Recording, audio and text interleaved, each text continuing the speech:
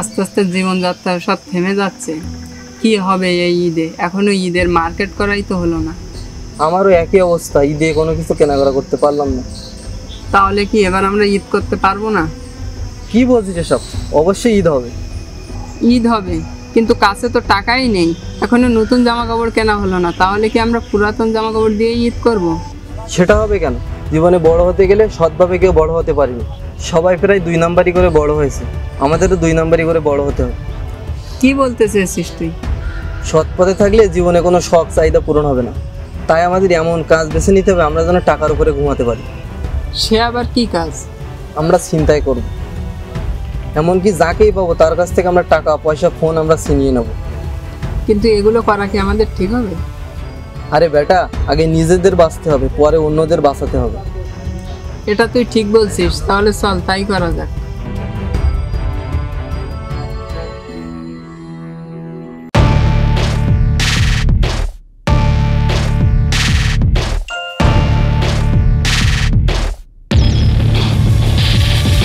কাউরে ছাড় দেওয়া যাবে না, সবাইরে ধরতে হবে, ঠিক আছে? ঠিক আছে, কাউরে ছাড় দেবো না। না।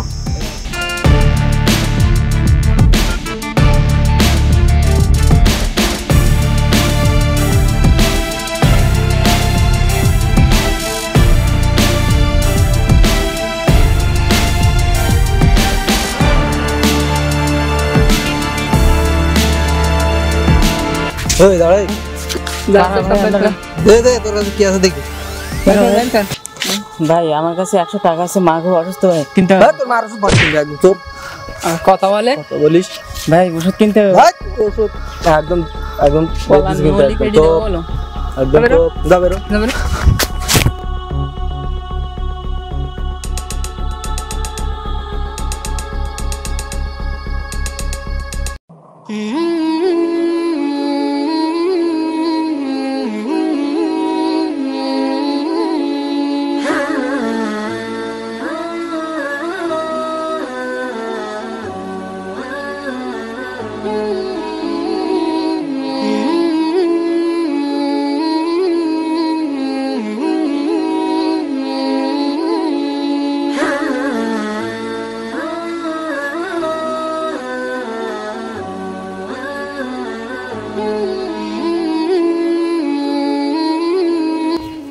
এই দাঁড়াই, ওই দেখি কি আছে, দেখি কি কিনেছিস? হ্যাঁ,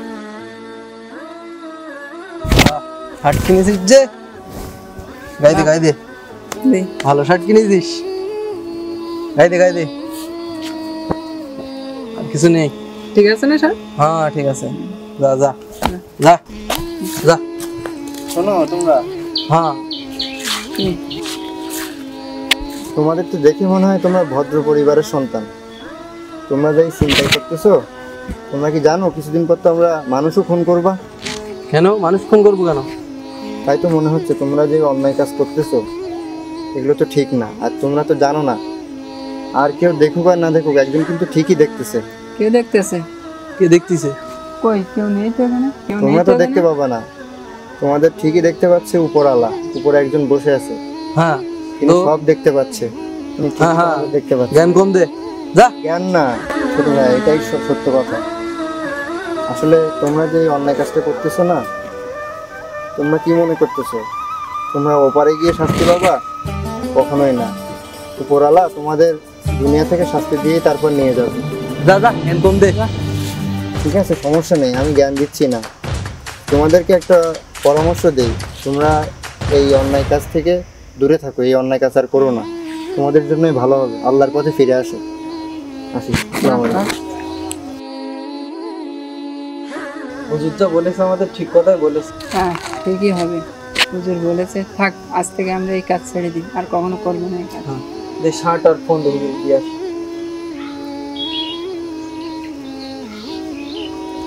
এই নে সর। আর এই তো ফোন দে।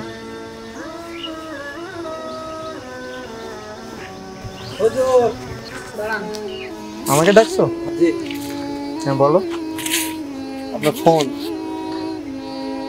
শার্ট, আপনার কথাগুলো অনেক ভালো লেগেছে হুজুর, এই জন্য। আমরা উপলব্ধি করলাম যে হুজুর এইগুলো করা আমাদের উচিত না, আমরা ভুল করে ফেলছি। তো আমাদের মাফ করে ও, দিন। মাফ করে না দিও। না ঠিক আছে, আমার কাছে মাপ চাইতে হবে না। যার কাছে মাপ চাইলে তোমরা ক্ষমা পাবো, তার কাছে মাপ চাও, ওই উপরওয়ালার কাছে মাপ চাও, উনি তোমাদেরকে ক্ষমা করে দেবে। আল্লাহর পথে ফিরে আসো, দেখো জীবনটা অনেক সুন্দর হয়ে যাবে।